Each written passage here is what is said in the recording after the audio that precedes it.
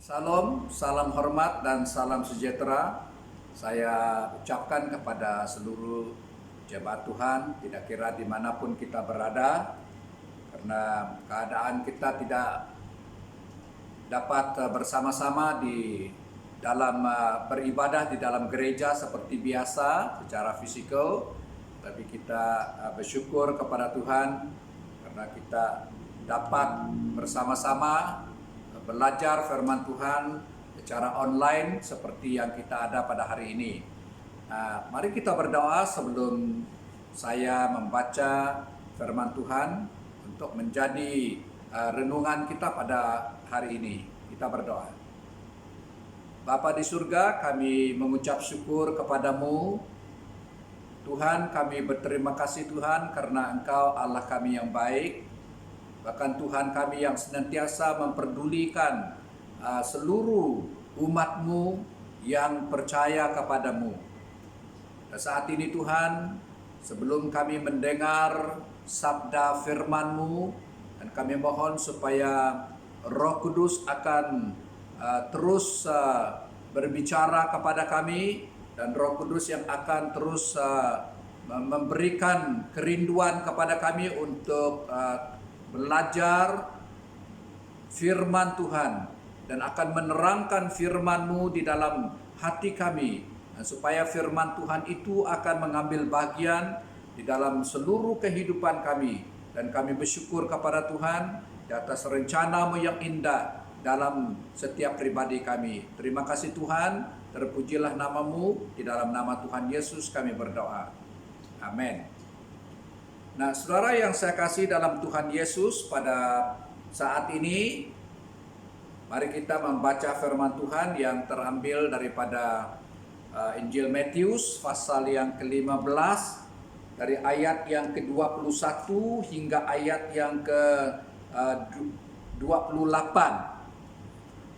Daripada Injil Matius pasal yang ke-15 ayat yang ke-21 hingga ayat yang ke-28, demikian firman Tuhan untuk kita pada hari ini. Saya percaya kita sudah siap untuk mendengar firman Tuhan. Perempuan Kanaan yang percaya.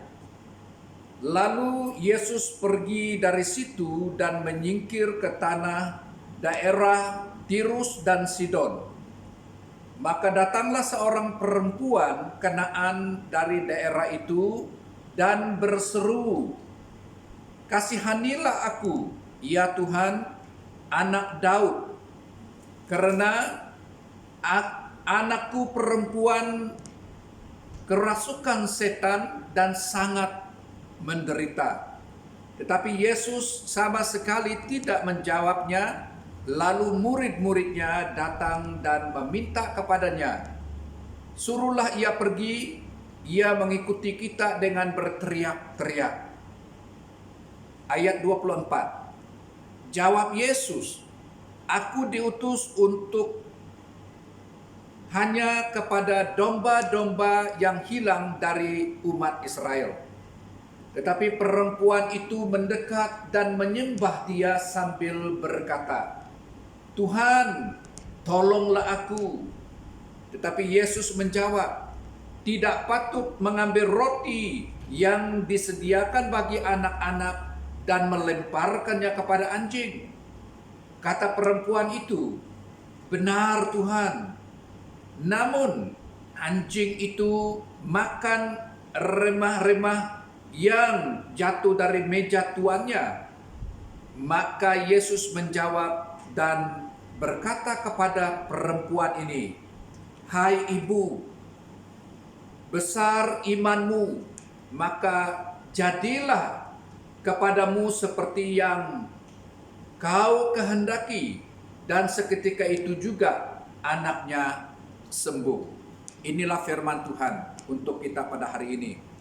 Ini mengisahkan tentang seorang perempuan yang memohon belas kasihan daripada Tuhan Yesus, sehingga pada akhirnya kita lihat apa yang terjadi di sini adalah Yesus telah memberikan pertolongan kepadanya.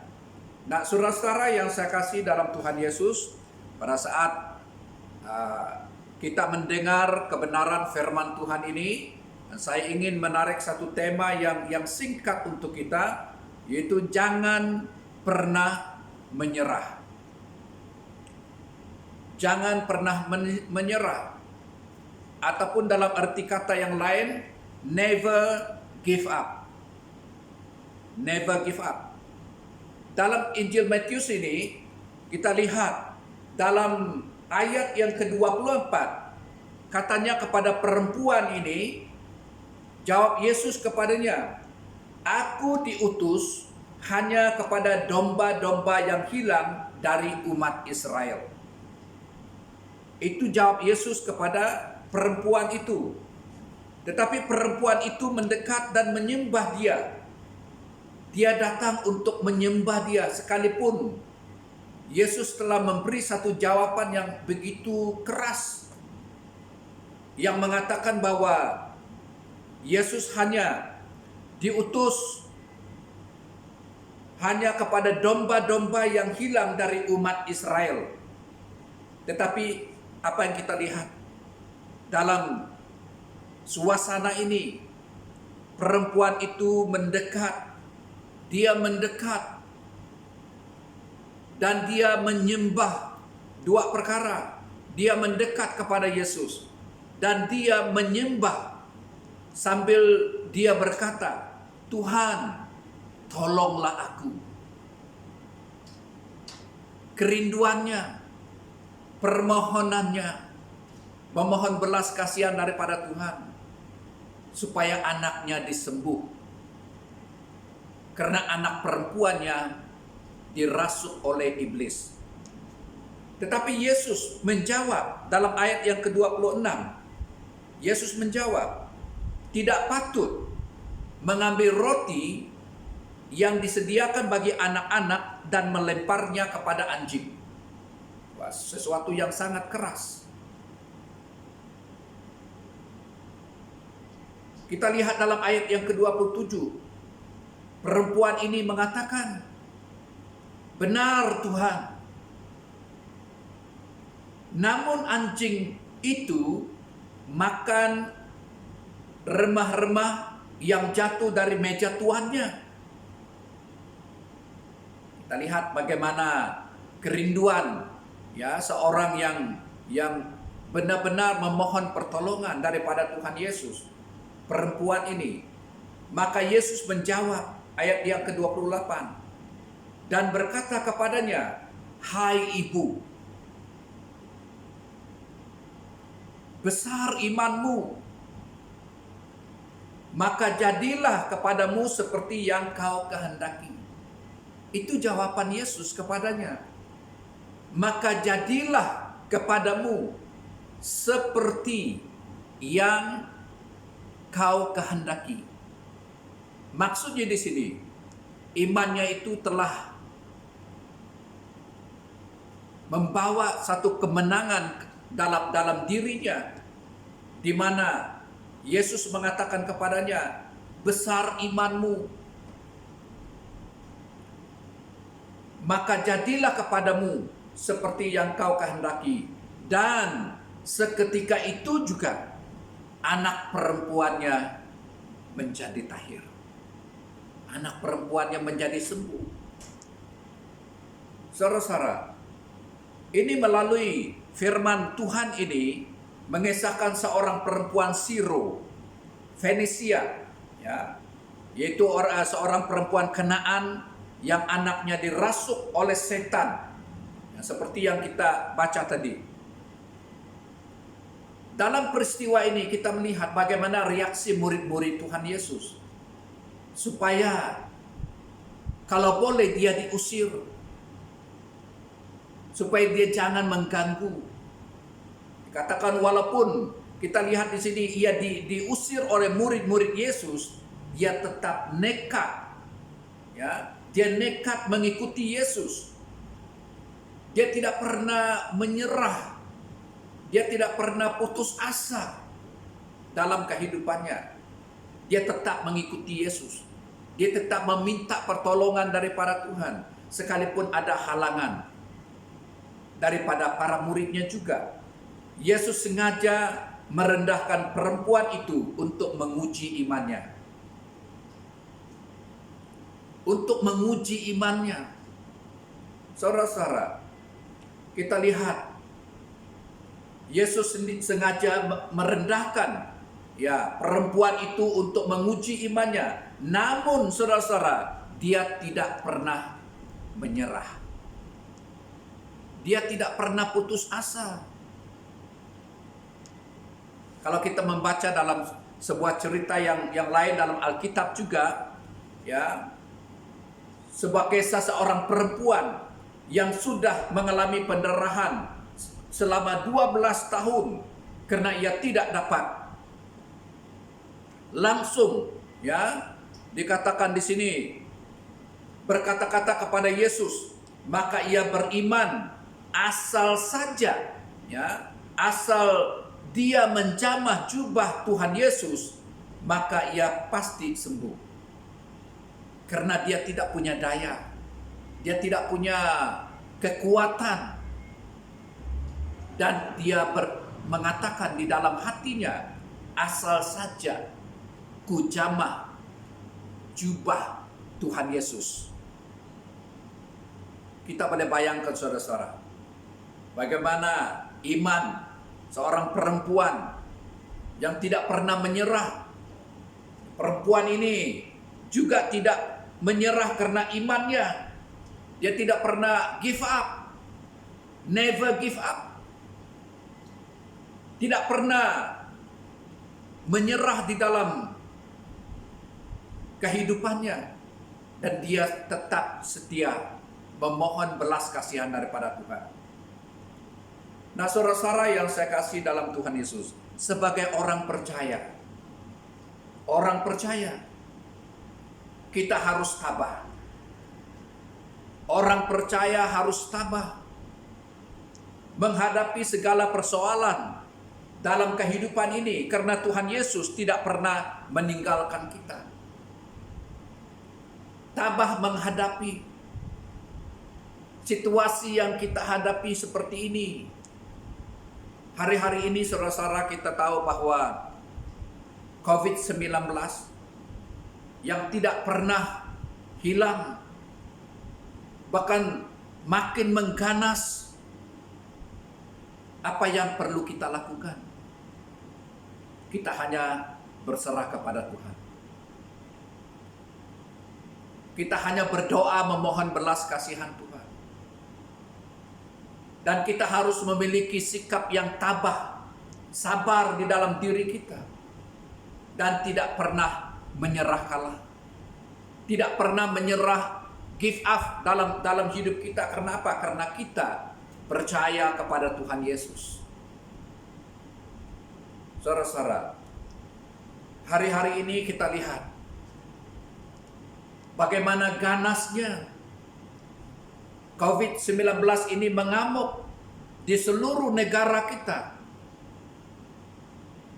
Kemarin saja saudara-saudara, saya telah menerima beberapa panggilan dari orang-orang yang memohon supaya mereka didoakan, supaya teman-teman mereka ini didoakan, supaya saudara-saudara mereka ini didoakan.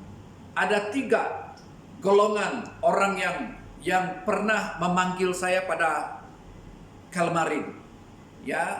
Ini kesaksian yang benar. Orang menghubungi saya minta tolong untuk doakan karena dijangkiti oleh COVID dan di dalam keadaan yang kritikal. Golongan yang pertama itu adalah orang yang percaya kepada Tuhan. Orang yang sudah percaya meminta doa supaya mereka ini ditolong oleh Tuhan. Dan yang kedua itu adalah orang yang belum. Dan orang-orang yang kedua itu adalah orang yang percaya tetapi sudah murtad dan ingin kembali kepada Tuhan dan meminta bimbingan daripada hamba-hamba Tuhan dalam keadaan kritikal. Masih mengingatkan mau kembali kepada Tuhan, syukur. mereka masih mengingatkan Tuhan. Dan yang ketiga adalah orang yang belum percaya kepada Tuhan, yang belum terima Yesus. Tetapi akhirnya kalau kita lihat di sini, dalam keadaan yang sangat kritikal ini, mereka teringat untuk meminta pertolongan. Mereka teringat untuk mencari hamba-hamba Tuhan yang boleh membantu mereka dalam doa. Yang walaupun mereka tidak percaya kepada Tuhan Yesus. Dan saya anggap itu sebagai sesuatu yang sangat besar nilainya. Karena kita tidak tahu apa rencana Tuhan dalam kehidupan orang-orang yang tidak mengenal Tuhan, yang datang kepada hamba-hamba Tuhan untuk memohon pertolongan. Nah, kita mengambil peranan kita untuk mendoakan mereka. Nah, tugas kita, bagian yang kita lakukan harus mendoakan, memohon belas kasihan Tuhan untuk orang-orang yang berada di dalam keadaan yang kritikal oleh karena COVID-19. Yang menyembuhkan itu, saudara-saudara, adalah bagian Tuhan. Kita melakukan bagian kita, dan Tuhan akan melakukan bagian yang lebih besar. Mujizat Tuhan akan berlaku, akan terjadi. Saudara-saudara yang saya hormati dalam Tuhan Yesus, ini janji Tuhan dalam Ibrani pasal 13 ayat yang kelima. Janji Tuhan, aku sekali-kali tidak akan membiarkan engkau dan aku sekali-kali tidak akan meninggalkan engkau. Janji Tuhan, Ibrani pasal 13 ayat yang kelima. Tuhan tidak akan meninggalkan. Tuhan berjanji akan tidak membiarkan orang-orang yang beriman kepadanya. Menurut rencana Tuhan sendiri. Bukan menurut rencangan kita, tetapi menurut rencana Tuhan. Nah, saudara-saudara, Tuhan selalu menopang kita. Dia selalu menolong kita dengan tangan kanannya agar kita tidak terjatuh walaupun kita mengalami penderitaan. Walaupun kita mengalami penderitaan, tangan Tuhan itu senantiasa menopang kita. Dia akan memimpin kita. Ya, sekali walaupun kita mengalami penderitaan, mengalami kesesakan dan pencobaan seberat apapun yang kita hadapi dalam kehidupan kita ini. Saudara-saudara yang saya hormati dalam Tuhan Yesus, orang Kristen yang percaya kepada Tuhan harus berpegang kepada iman mereka. Karena Tuhan Yesus mengatakan kepada kita, marilah kepadaku semua yang letih lesu dan yang berbeban berat. Aku akan memberikan kelegaan kepadamu. Injil Matius 11 ayat yang ke-28 mengatakan, Yesus mengajak kita, memanggil kita untuk datang kepadanya. Nah, saudara-saudara, kita percaya, kita harus beriman bahwa segala perkara dapat kita tanggung di dalam Kristus yang memberi kekuatan kepada kita. Yang memberi kekuatan kepada kita, saudara, adalah Tuhan Yesus. Yang memberi kemampuan kepada kita, kekuatan ekstra kepada kita. Dalam Filipi pasal 4 ayat ke-13, saudara-saudara, kita lihat, kita harus beriman bahwa segala perkara dapat kita tanggung di dalam Kristus yang memberi kekuatan kepada kita. Jangan kita coba-coba mengatasi segala persoalan hidup kita dengan mengabaikan tanggung jawab ataupun campur tangan Tuhan di dalam kehidupan kita. Jangan kita coba-coba mengatasi persoalan hidup yang kita hadapi dalam saat-saat ini dengan mengabaikan campur tangan Tuhan. Saudara-saudara, kita mencari wajah Tuhan. Bukan hanya pada waktu kita mengalami kesesakan, tetapi pada segala waktu kita harus mencari wajah Tuhan. Baik pada waktu senang, pada waktu susah, kita akan tetap berpegang kepada iman kita. Saudara-saudara yang saya kasih dalam Tuhan Yesus, dalam Injil Yohanes pasal 15 ayat yang kelima juga mengatakan, "Akulah pokok anggur dan kamulah ranting-rantingnya. Barang siapa tinggal di dalam aku dan aku di dalam dia, ia berbuah banyak. Sebab di luar aku kamu tidak dapat berbuat apa-apa." Di luar Tuhan Yesus, saudara-saudara, kita tidak dapat berbuat apa-apa. Kalau kita tinggal di luar Tuhan Yesus. Firman Tuhan mengatakan, karena apabila kita mengizinkan Roh Kudus menguasai hati kita, maka kita akan memperoleh kekuatan daripada Tuhan. Dan apabila kita menyerahkan seluruh hidup kita dengan tidak mengabaikan campur tangan Tuhan dalam kehidupan kita, maka kita akan memperoleh kemenangan daripada Tuhan. Dengan syaratnya adalah tinggal di dalam Tuhan Yesus. Dan Tuhan Yesus ada di dalam diri kita.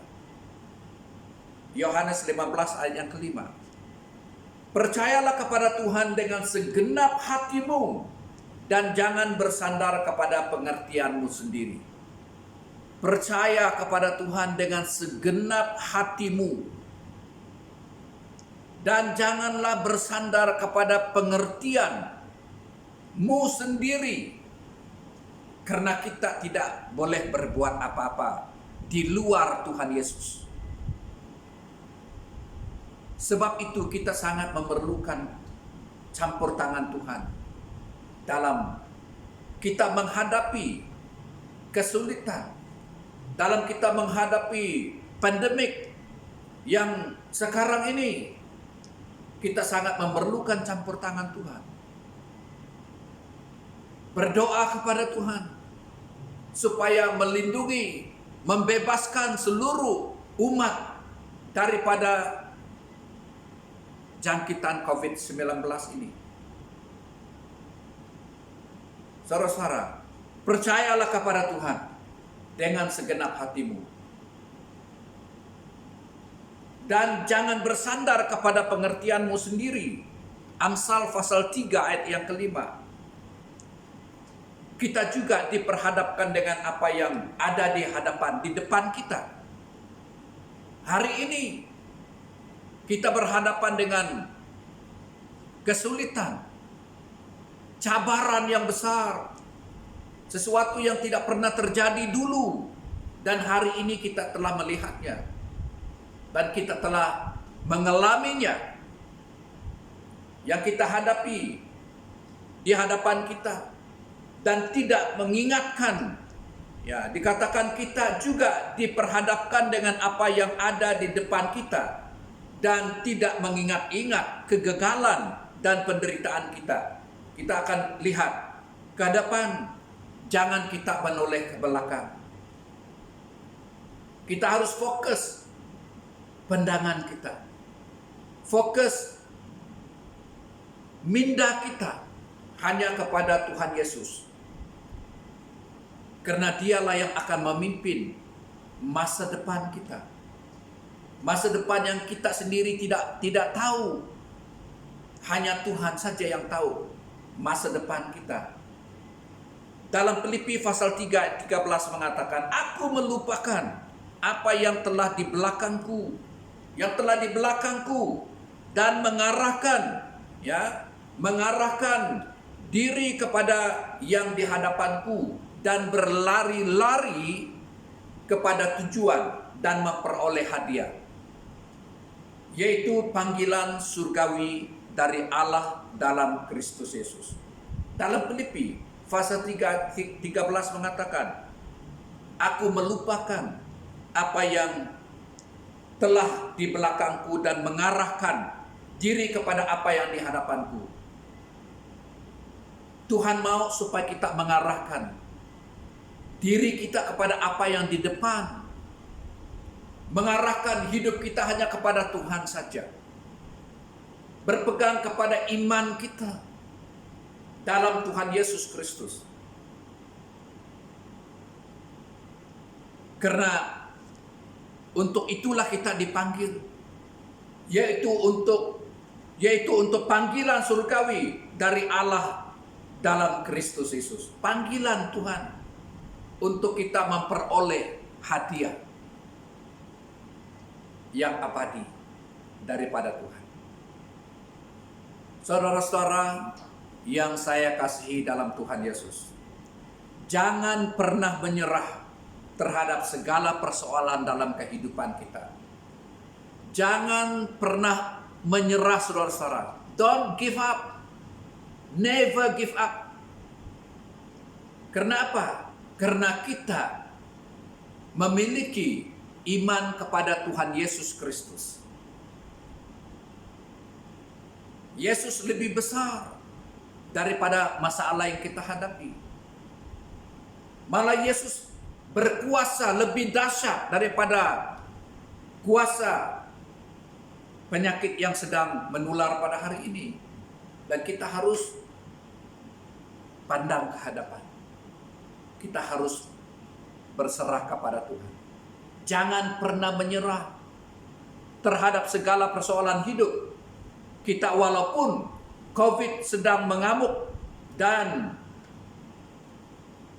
kita lihat penderitaan serta kesesakan yang lain melanda kita. Kita harus tetap beriman dan jangan pernah menyerah, saudara. Kita harus tetap beriman. Kita harus tetap percaya.